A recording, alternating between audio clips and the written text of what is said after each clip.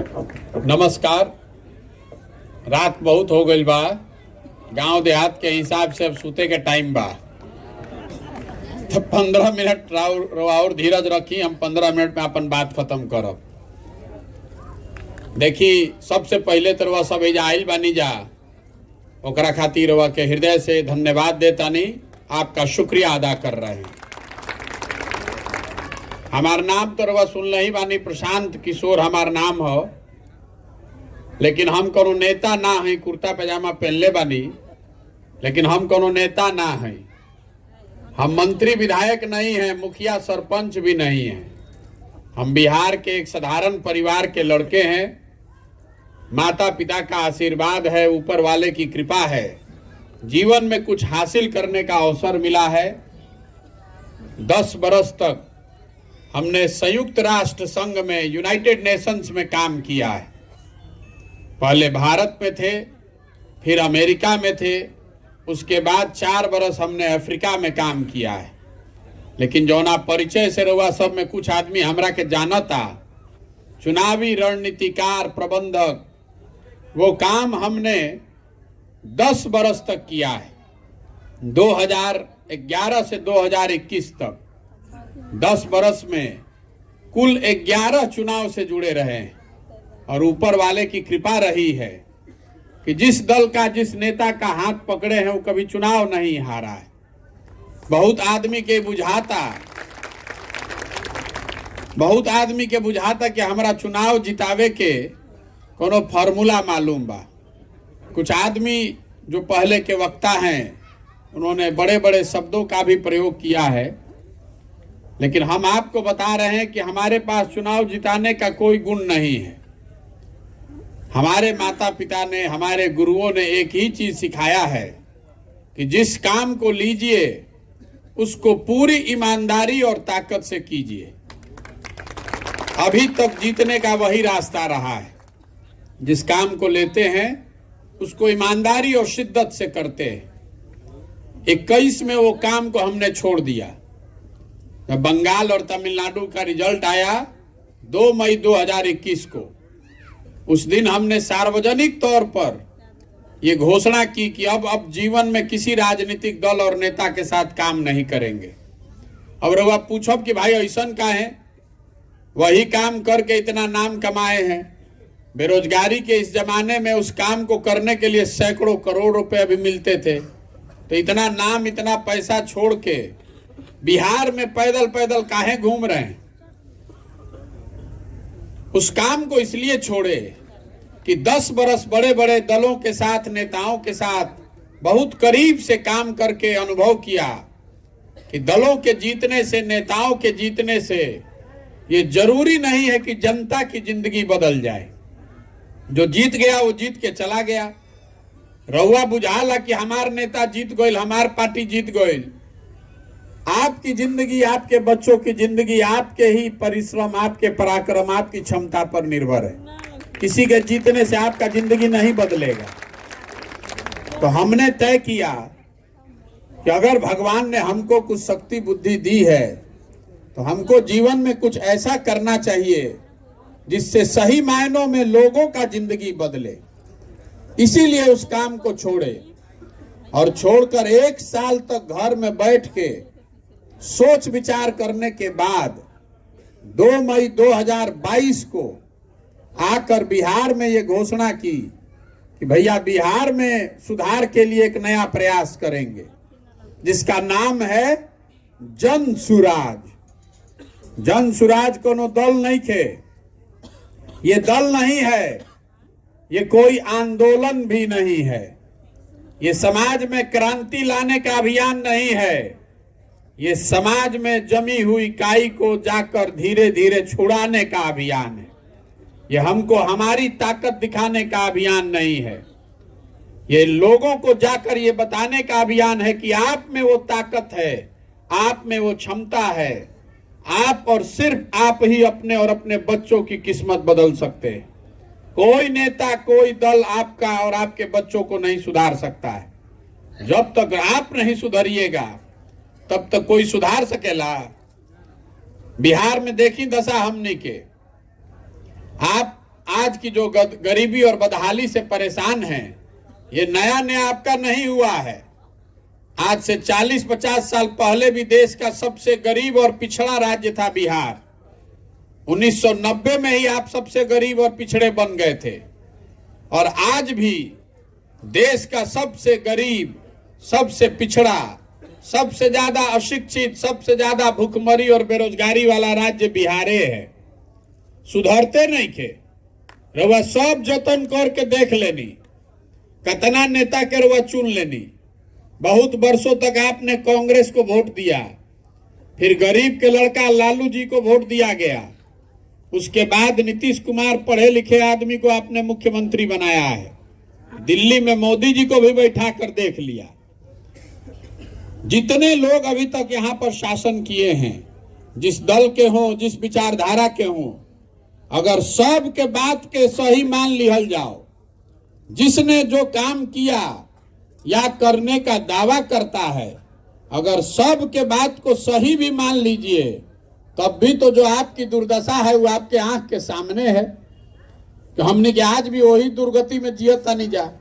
तो कोई बिहार के आदमी बता सकेला कि जो ना रास्ता पर पिछला 50 साल से चल के राउर स्थिति ना सुधरल, तो अगले 50 साल भी उसी रास्ते पर चलते रहिएगा तो आपका स्थिति नहीं सुधरेगा।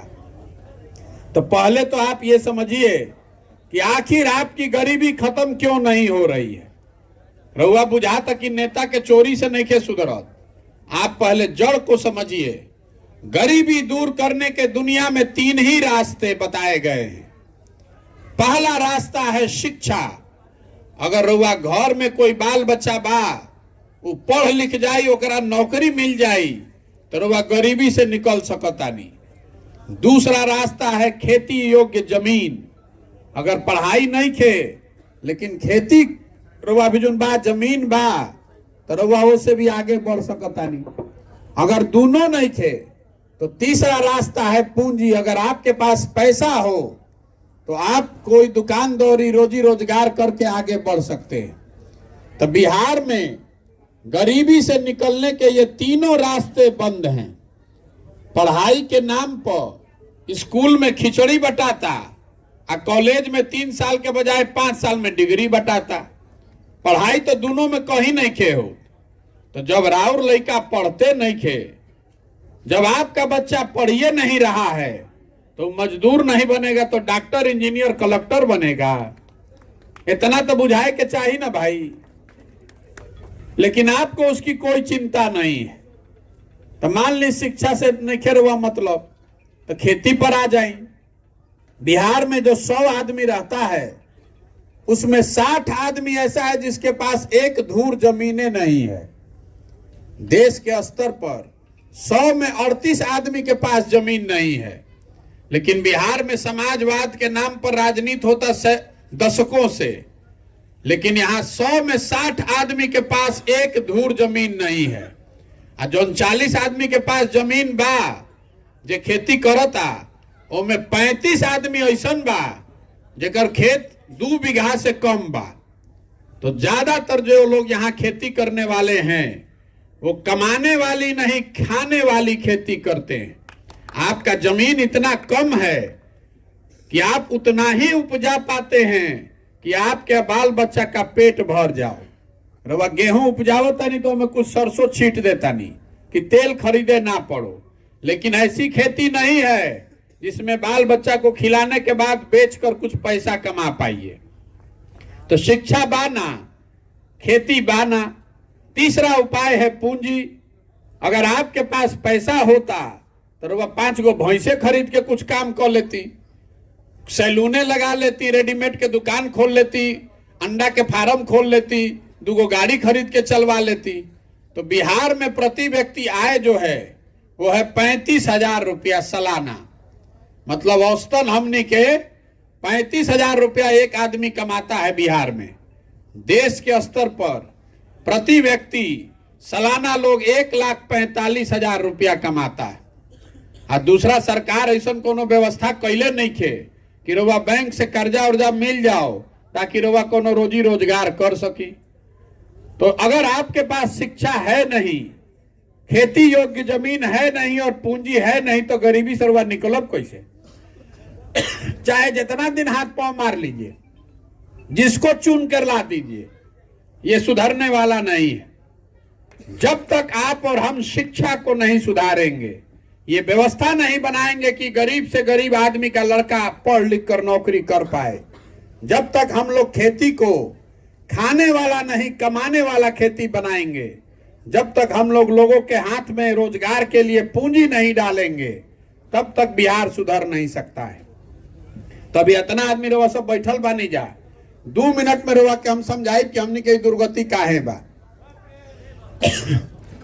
सब आदमी जरा सोच के बताइए कि भाई शिक्षा लइकन के पढ़े के तो व्यवस्था होके के चाहे ना, कुछ होके चाहे ना, सबके बोले के बाद फिर से पूछो तनी, कुछ हो चाहे नहीं, आपके बच्चों के पढ़ने की व्यवस्था तो होनी ना चाहिए भाई। सब आदमी के इतना बात तो बुझाता, जे पढ़ल बा ओकरो बुझाता, जे नहीं पढ़ल ओकरो बुझाता। तो तनी अपना अपना लइकन के नाम पर ईमानदारी से दिल पर हाथ रख के बोली कि पढ़े खातिर शिक्षा खातिर कभी जीवन में वोट देले बानी? जे देले बा वो हाथ उठाओ भाई कि हम देले बानी शिक्षा खातिर वोट। कोई देले बा? तो रवा शिक्षा पे देले बानी वोट? चले एगो तो बारन कोई देले बा। अपना लइकन के नाम पर कहे के बा, झूठ नहीं के बोले के। देखिए हमने के दुर्गति काहे बा। रवा कोनो नेता के कोनो विद्वान चाणक्य के जरूरत नहीं है। आपको मालूम है कि अगर बिहार की स्थिति सुधारनी है तो बच्चों के पढ़ाई की व्यवस्था होनी चाहिए, लेकिन आप उस पर वोटे नहीं दे रहे हैं, तो आखिर सुधार हो ही कैसे? जेकरे के माइक दे दी तो सबे ये कहता कि नेता हमरा के ठगता। हम आपको कह रहे हैं कि नेता आपको नहीं ठग रहा है। अगर नेता ठगित तो एक बार ठग लित, 2 बार ठग लित, रउआ अगर 50 बरिस से ठगाता नहीं, तो इसका मतलब है कि कुछ न कुछ गलती आप में और हम में भी है। आप जो वोट दे रहे हैं उसका पर अच्छा या खराब परिणाम आपको मिल रहा है। सब आदमी बिहार में वोट देले बा जात के नाम पर, तो जात के चर्चा पूरा बिहार में होता कि ना? हर जगह हमने के वोट देले बानी जा 5 किलो अनाज पर, तो कतनो बिहार में भ्रष्टाचार बा तो 1 किलो चोरी करके 4 किलो अनाजवा मिलते बा। मिलत है कि नहीं? क्या मिलत? रउआ वोट देले बानी राम मंदिर बनावे खातिर, तो 30 बरिस देरिये से सही राम मंदिर बनते बा। रउआ वोट देले बानी मोदी जी के 56 इंच के सीना देख के, गुजरात में बुलेट ट्रेन बनता हूँ आज तक पर न्यूज पढ़ के सुन के, तो वो जा बुलेट ट्रेन बनिए चलिए रहल बा। आपको यही बताने के लिए पदयात्रा कर रहे हैं। जैसा वोट दबाइएगा वही परिणाम पाइएगा। रुआ बबूल के खेती करब तो आम कहां से खाई? जब आप शिक्षा पर रोजगार पर वोटे नहीं कर रहे हैं तो ये सुधरेगा कैसे?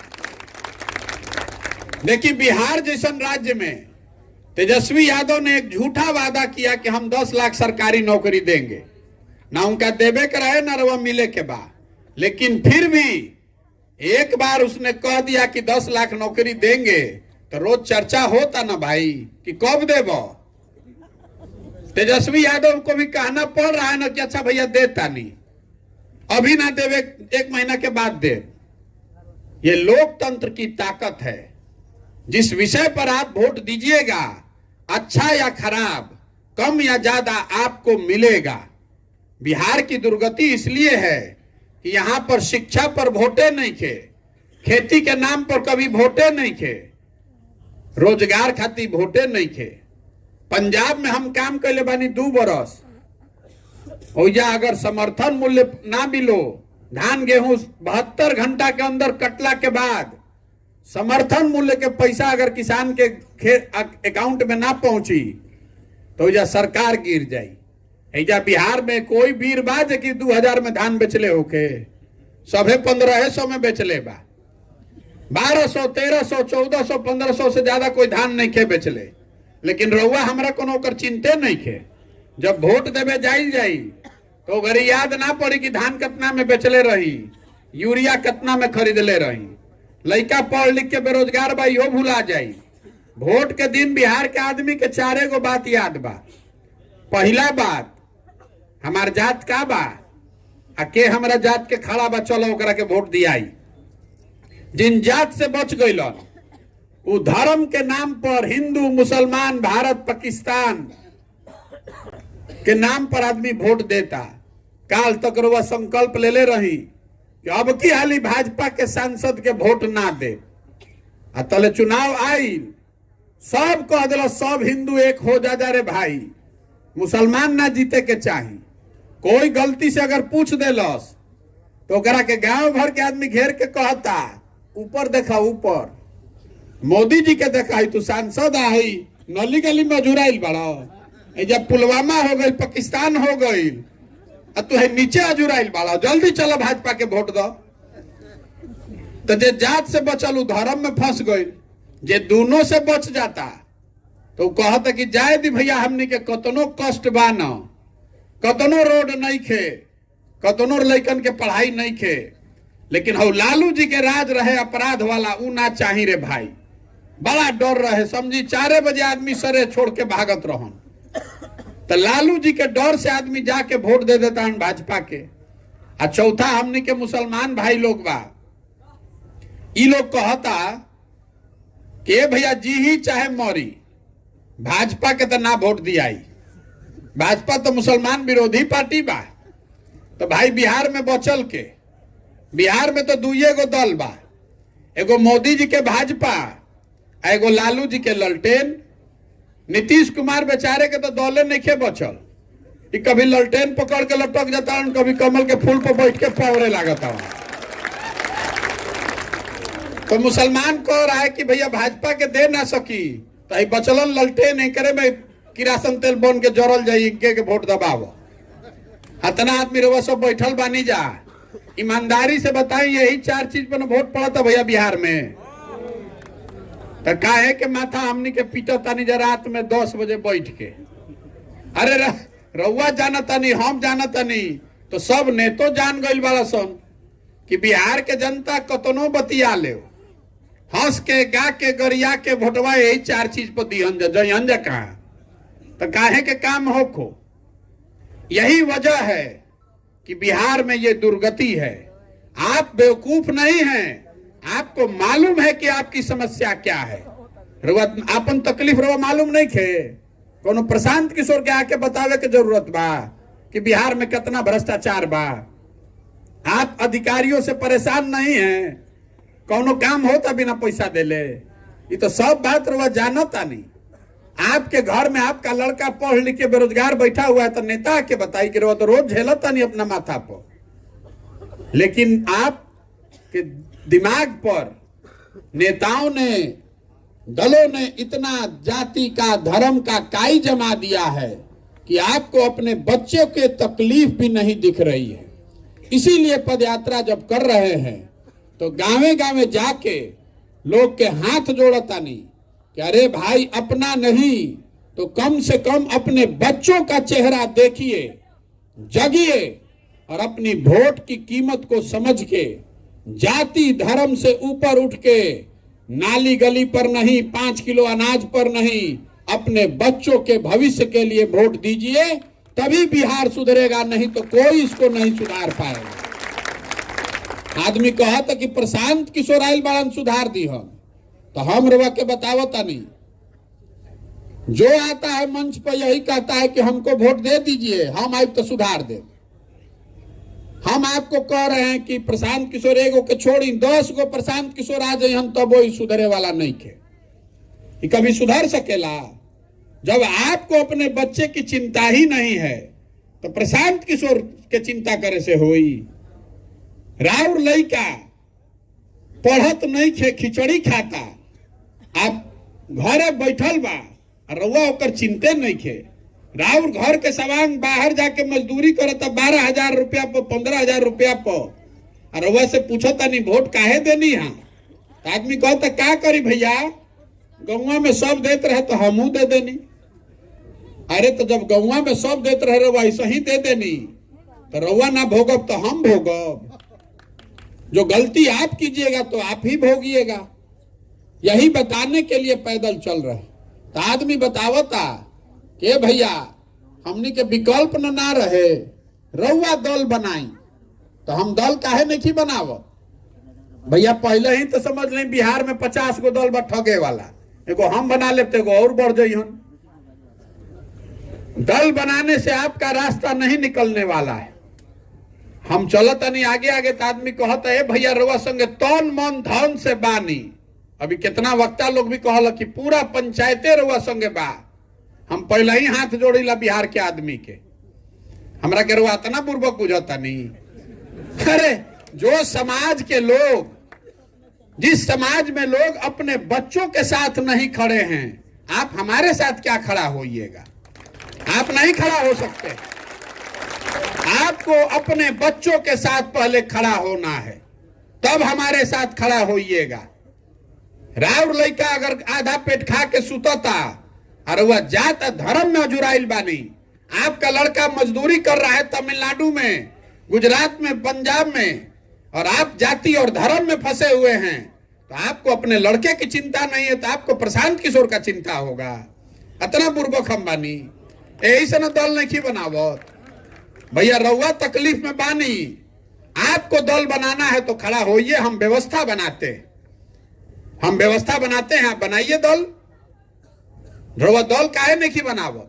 सबे कहता है भैया बिहार में बदलाव होके के चाहे, विकल्प हमनी के खोजता नहीं जा। तो रउआ के रोकले बा विकल्प बनावे से? तो आदमी कहता कि ए भैया हमनी के पैसे नहीं खे, संसाधन नहीं खे, व्यवस्था नहीं खे, समझ नहीं खे। तो आपको बता रहे हैं जन सुराज वही संसाधन है, व्यवस्था है, प्लेटफॉर्म है। आप खड़ा तो होइए। हम करते हैं व्यवस्था। आप व्यवस्था की, रणनीति की, समझ की चिंता अपने भाई, अपने बेटे प्रशांत किशोर पर छोड़िए, अपने बच्चों के लिए खड़ा होइए। लेकिन ये सोचिएगा कि रउआ घर में दाल भात चोखा खा के सुतल रहो और कोई मंगल ग्रह से आई या बिहार सुधार दी, तो नहीं होने वाला, नहीं होगा। रउआ भ्रम में मत जी, इस भ्रम में मत जी, जिंदा रहिए कि कोई आकर सुधार देगा। हमनी के कितना 14 में भरोसा भइल रहे कि मोदी जी हम तो सब सुधर जाई। सब आदमी हमनी के मोदी जी के वोट देले बानी जाना भाई। अरे देले बानी जा तबे ना प्रधानमंत्री बाड़न। 2014 में हम ही मोदी जी के प्रचार करत रही। 2012-13 में बिहार में, यूपी में मोदी जी के आदमी नाम ना जानत रहन। आज आदमी हमरा से लाठी डंडा करे के तैयार बाड़न। ए तारा बुझाता मोदी जी देश के कल्याण करी हम। अब भाई के मुंह जोर से बाजे जाओ। तो मोदी जी 9 वर्ष से प्रधानमंत्री हैं। बिहार का कुछ भला हुआ कि नहीं, इस बात को छोड़ दीजिए। बिहार खातिर कुछ कैलन कि ना, यो छोड़ दी। बिहार के लइकन के कुछ मिलल कि ना, यो छोड़ दी। मोदी जी 9 वर्ष से प्रधानमंत्री हैं। हम आपको एक खुली चुनौती देकर जा रहे हैं। 9 वर्ष में मोदी जी ने बिहार के विकास के लिए अगर एक बैठक किया हो, इसका प्रमाण आप हमको दिखा दीजिए। हम कल से मोदी जी का झंडा लेकर फिर चलने को तैयार। मोदी जी को बैठक तक नहीं किए, हमने कहा तो वोट नहीं खींचा दिले। 40 में 39 MP आप जिता कर भेजे हैं, एगो बैठकों भर हमने के वोट नहीं खींचा दिले। और अगर फिर जाकर उछल उछल कर आप और हम कमल को ही बटन दबाएंगे तो गलती मोदी जी के बा कि हमनी के बा। तब हमनी के लेकर जाके गुजरात में, सूरत में मजदूरी ना करी हम, तो जाके फैक्ट्री लगई हम। यही बात बताने के लिए चले। समझ में आए तो बहुत अच्छा, और न समझ में आए तो जिस नेता का, जिस दल का झंडा लेकर घूम रहे हैं, घूमते रहिए। लेकिन अगर उसी दल का, उसी विचारधारा का झंडा लेकर घूमिएगा तो लिख कर रखिए, आप अपने और अपने बच्चों के भविष्य के लिए खुद ही जिम्मेवार हैं। किसी नेता को गाली मत दीजिए। जब आपके सामने दिख रहा है और फिर भी आप गलती कर रहे हैं तो काहे आप दूसरे को दोष देते हैं? आदमी कहता ना भैया अब की हाली ना गलती हो, दल बनाई ना रुआ, दल बनाई। तो जो पूरा अभियान है इसमें दल कैसे बनाया जाएगा, बिहार में दल कैसे बनेला पहले ही बताई। बिहार में जे दल बनावेला वे हो गई दल के नेता। आयोग कह दिलस कि हमारा बाद होइहन हमार बेटा। आज जीवन भर तू लोग बिहार के आदमी झंडा लेके डोहा जा। वो दल विकल्प नहीं है, वो तो परिवार का शासन है। तो अगर बिहार में विकल्प हम लोग को बनाना है तो सबको मिलकर बनाना होगा। आप स्वतंत्रता सेनानी की होने की बात कर रहे थे, इस धरती की बात गुणगान हो रहा था, तो भैया इस धरती से कुछ लोग तो निकले जो कहे कि ना भाई हमने के अपना लइकन खातिर नया व्यवस्था बनावे खातिर कंधा लगावल जाई। तो हम चलल बानी गाँव गाँव, पूरा बिहार घूमेंगे और जितने ऐसे लोग मिलेंगे जो ये नई व्यवस्था बनाना चाहते हैं, इसमें कंधा लगाना चाहते हैं, वो सब के जुटाई। पदयात्रा खत्म हुई तो सबके एक साथ बैठावल जाई, सब लोग मिल के तय करी कि पार्टी बनावे के बाद तो बनी दल। लेकिन अगर दल बना तो दल प्रशांत किशोर का नहीं होगा, किसी व्यक्ति, किसी परिवार, किसी जाति का नहीं, बिहार के उन सारे लोगों का होगा जो इसको मिलकर बनाएंगे और आगे मिलकर चलाएंगे। हम इसके नेता नहीं हैं, हम इसके कुम्हार हैं, सूत्रधार हैं। घड़ा कैसे बनेला? मट्टी और चाक से। कुम्हार कतनो होशियार होई हन, जब माटी या चाक रहबे ना करी तो घड़ा बनी कैसे? तो वो मिट्टी और चाक आप हैं। अगर आप अच्छी मिट्टी हैं, अच्छे लोग हैं, तो आप साथ में आइए, आपको हम मदद करेंगे, आप घड़ा बनेगा, अपने आप बिहार में व्यवस्था बदलेगा। दूसरा कोई उपाय नहीं है। महात्मा गांधी ने देश को आजाद कैसे कराया? वोट लेके पार्टी बना के? कि पहले उन्होंने समाज को जगाया, आपको बताया कि आत्मनिर्भर बनिए, अपने लोगों के बीच जाति और धर्म के नाम पर झगड़ा मत कीजिए। जब आदमी जागल, गांधी जी आगे आगे चलन, पीछे से पूरा समाज चलल, तब न देश के आजादी मिलल। तो अगर बिहार को गरीबी से, भ्रष्टाचार से, बेरोजगारी से आजादी दिलाना चाहते हैं तो सबको कंधा लगाना पड़ेगा। यही वो अभियान है। तो रुआ बताई कि प्रयास होके के चाहे कि ना होके के चाहे। तो रुआ से एगो वोट अभी कराई, अब 5 मिनट में अब छुट्टी बा, घरे जाए के। पिछले 30 जरा भी वोट देवे के बाद सब आदमी हाथ उठा के हाँ बोली, और जरा मन हो ना बोले के ना बोली। पिछले 30-40 सालों में आपने, हमने जिसको भी वोट दिया, किसी ने बिहार और बिहार के बच्चों की चिंता नहीं की।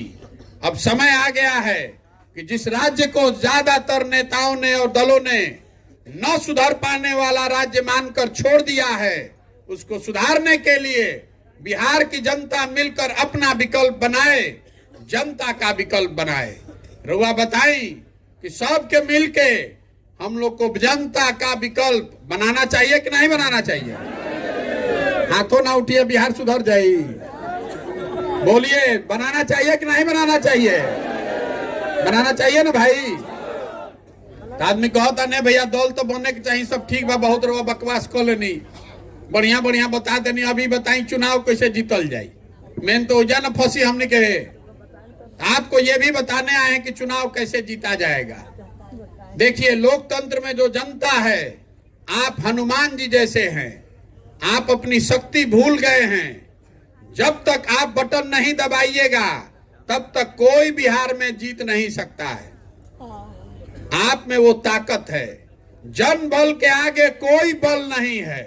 आज हमरा के तनिको मन का जानता, ओकरा मालूम बा कि प्रशांत किशोर के और कुछ आवे चाहे ना, चुनाव लड़ावे आवेला। तो 10 बरस में आपने पढ़ा है, सुना है कि जिस दल का, जिस नेता का हमने हाथ पकड़ा है वो चुनावे नहीं हारा है।